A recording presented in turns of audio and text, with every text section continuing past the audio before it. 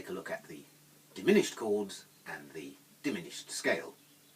So to clarify what constitutes a diminished chord, I'm going to start by reviewing the structure of the chords of the harmonized scale. If we look at these, we will find in each case they're built up from a combination of major and minor third intervals. For example, if we take the chord of C major, we find a major third between the root and the third, and then a minor third between the third and the fifth, and if we extend the chord to form a seventh chord, another major third between the fifth and the major seventh. If we take a minor chord, such as A minor, we find a minor third between the root and the third, then a major third between the minor third and the fifth, and then another minor third between the fifth and the minor seventh. In the case of a dominant seventh chord, we have a major third between the root and the third, a minor third between the third and the fifth, and another minor third between the fifth and the seventh.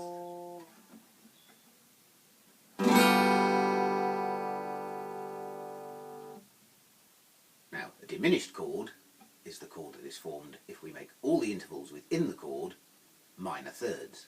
So if we start from the A, that gives us a minor third to C, we add another minor third, and we get the diminished fifth of E flat, and another minor third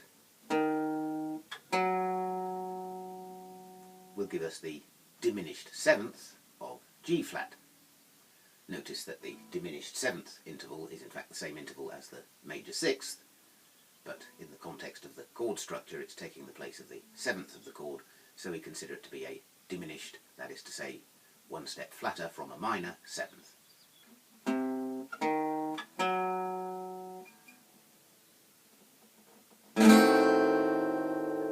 And there's the sound of the diminished chord.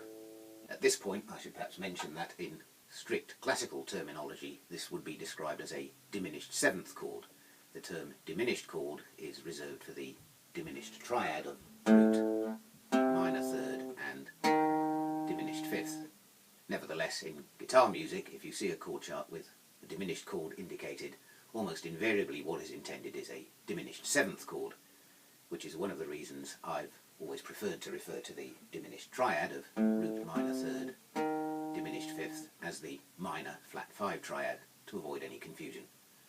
If you see a diminished chord written on a chord chart, usually diminished is abbreviated to dim, D-I-M, or alternatively abbreviated further and just represented by either a minus sign following the chord name, or sometimes a small circle like a superscripted 0 written alongside the chord letter.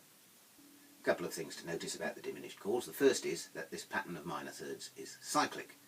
So if I take this chord of A diminished, I have a minor third which brings me to C, another minor third takes me to the E flat, another minor third takes me to the G flat. If I add another minor third, I get back to A. This means that the chords of A diminished, C diminished, E flat diminished, and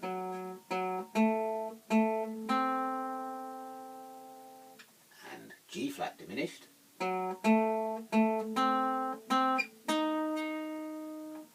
all contain the same notes. Given that the diminished or diminished seventh chord contains 4 notes and we have 12 notes altogether in the chromatic scale, this means that there are only 3 unique diminished chords. The rest are all inversions of each other. In practice, the diminished chord will normally be named for the lowest or bass note, but to an extent the various inversions can be used interchangeably, and this is particularly true if you're in a band with another instrument, such as the bass or keyboard, playing the bass or root note of the chord. The other important point about the diminished chords is that this pattern of stacked minor thirds doesn't appear in any of the scales. This means that any diminished chord necessarily contains notes that are outside of the key signature in which you're playing. So how might we use a diminished chord? Well, given that the diminished chord doesn't fit into any particular key, one use is to make a transition from one key to another, that is, find a diminished chord which fits somewhere between the key you're moving from and the key you're moving to.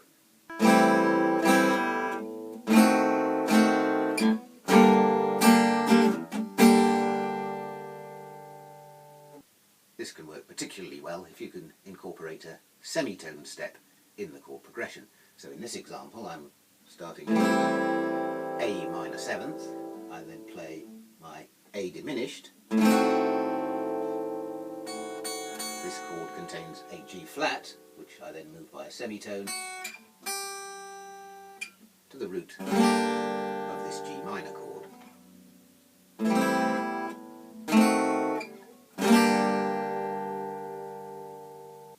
Diminished chords can also be used to take a temporary excursion from the key you're in to create a little bit of dramatic tension.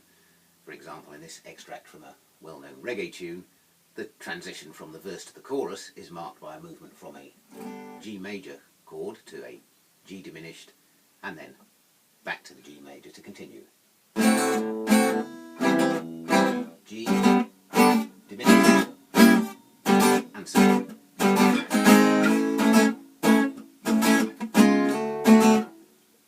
Diminished seventh chord can also be used as a substitute for a dominant seventh chord in certain circumstances.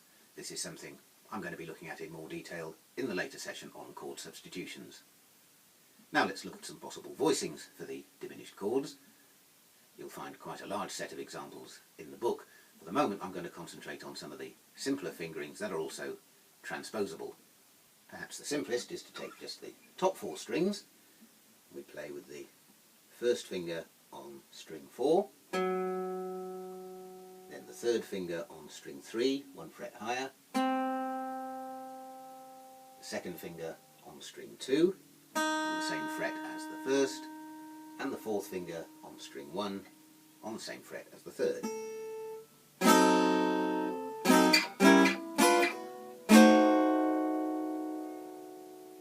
Notice if we take this shape down to the first fret position, I can also include the open A string to play an A diminished in the open position. Convenient fingering with the root on string 6 can be played by playing finger 2 on string 6 and then use finger 2 to damp string 5. I then place finger 3 on the same fret on string 3 and use finger 1 to make a partial bar between strings 4 and 2, and string 1 is kept muted.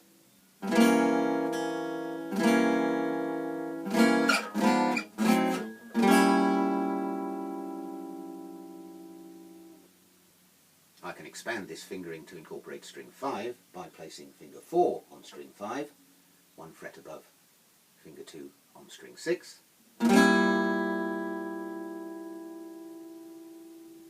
This can make it slightly tricky to keep the bar with finger 1, but I can make this fingering a little easier by using finger 1 just to play one note on string 4 and leaving both of the top strings silent just to play this chord on the lowest 4 strings.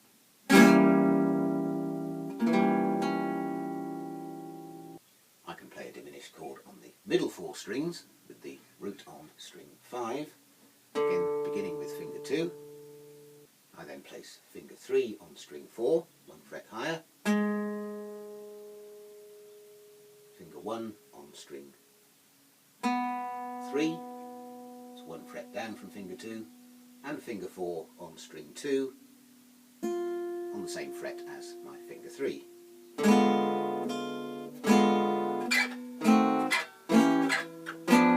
And I can extend this voicing to cover 5 strings by once again using the first finger as a bar to bring in string 1,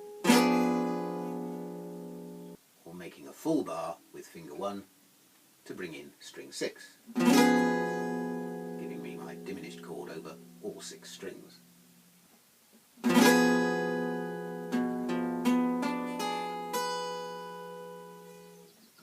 Okay, so there's our diminished or diminished 7th chord, and to go along with this type of chord we have a new type of scale, namely the diminished scale. The diminished scale shares the same characteristic as the diminished chord, that is to say, all the third intervals within it are minor thirds. In effect, this simply means that the scale is formed from a sequence of alternating tones and semitones. So we have tone, semitone, tone, semitone, tone, semitone, tone, semitone.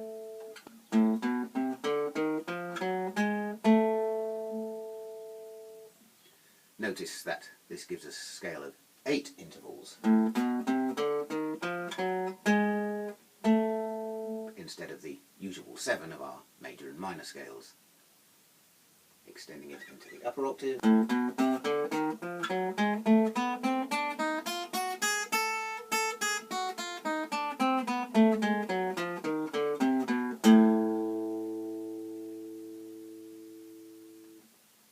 As with the diminished chords, this pattern is cyclic, giving us 3 unique diminished scales. And if you need to give the scale a name, it would normally be named by the lowest or starting note. So this would be the scale of A diminished.